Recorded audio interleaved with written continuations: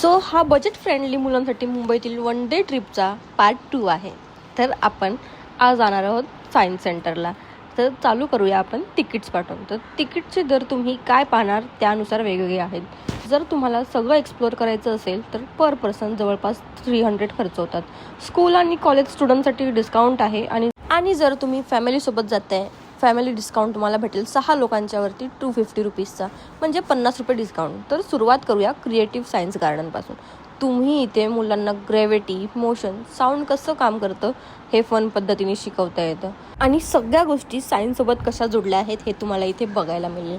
त्यानंतर जा ट्रेन सेक्शनमध्ये. इथे तुम्हाला रिअल ट्रेन्स अगदी जवळून पाहू शकता. हे स्ट्रक्चर कसे बनले ते तुम्हाला तिथे माहितीही दिली असेल, ते तुम्ही वाचूही शकता. आता जाऊया मेन विज्ञान केंद्राला. सो आतमध्ये गेल्या एक छान असं गार्डन आहे आणि तिथे सिटिंग एरियाज वगैरे बनवले आहेत. तिथेच रेस्ट रूम वगैरे पण आहे. सो तुम्ही इकडे नाश्ता वगैरे करू शकता किंवा छोटीशी पिकनिक टाईप करू शकता. आता 300च्या तिकीटमध्ये तुम्हाला नेमकं काय काय बघायला भेटणार तर चला सांगते. 3D आणि 4D सायन्स बेस्ड शो असतात, educational movies, science centre exploration, space exhibits, music आणि सायन्सचं कनेक्शन, एशियंट सायन्स डिस्कवरीज, सोबतच रिअल एरोप्लेन, स्पेसच्या गोष्टी तुम्हाला जवळून पाहता येतात आणि अभ्यास करू शकता. त्यांच्याकडे एक असाही फ्लोअर आहे जिथे तुमची मुलं मस्त मस्त गेम्स खेळू शकतात, जसं की रोप क्लाइम्बिंग, पझल्स आणि भरपूर काही.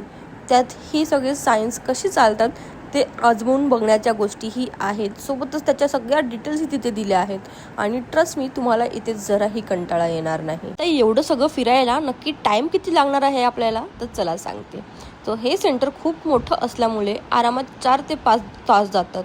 3D 4D शो साधारण 15 ते 30 मिनिटांच्या मध्ये असतात. तुम्हाला सजेस्ट करेन की तुम्ही पहिला नेहरू तारांगणचं प्लॅटिनम शो बघा आणि त्यानंतर इकडे या, म्हणजे तुम्ही संध्याकाळपर्यंत चांगलं फिरू शकता.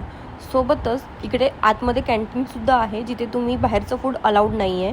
सो तुम्हाला इकडनंच घेऊन खावं लागेल. मी तुम्हाला यांचे नूडल्स आणि पावभाजी सजेस्ट करेन, ते खूप छान होतं. आतमध्ये स्पेसचा एक वेगळा कॉर्नर बनवला आहे नवीन, जो मी ह्या वर्षी बघितला आहे, आधी बघितला नव्हता आणि तो वर्थ इट आहे. सोबतच म्युझिक आणि सायन्स एकत्र कसं काम करतं तेही बघायला भेटेल. तर मी तुम्हाला ह्या वर्षी तुम्ही मुलांसोबत तुमच्या ही ट्रिप नक्कीच प्लॅन करा असं सजेस्ट करेन. सो तुम्हाला हा व्हिडिओ आवडला असेल तर लाईक, कमेंट आणि सेव्ह करा तुमच्या पुढच्या समर आउटिंगसाठी. So thank you for watching. Bye.